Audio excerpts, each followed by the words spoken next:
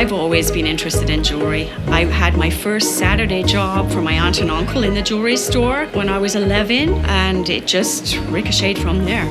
Karat Gold is a small jewelry store that carries a little bit of everything jewelry-wise. We also do custom jewelry. We design any type of jewelry for you. If you've inherited a piece of jewelry that you really aren't in love with, a lot of times it can be melted down, made into something else. It's nice to keep the sentimental value there, and it becomes a new treasure. All of our estate jewelry in the store is either gold or silver with semi-precious stones and precious stones. It's very unique, different, unusual, great quality. The old-fashioned way of making jewelry, a lot more solid.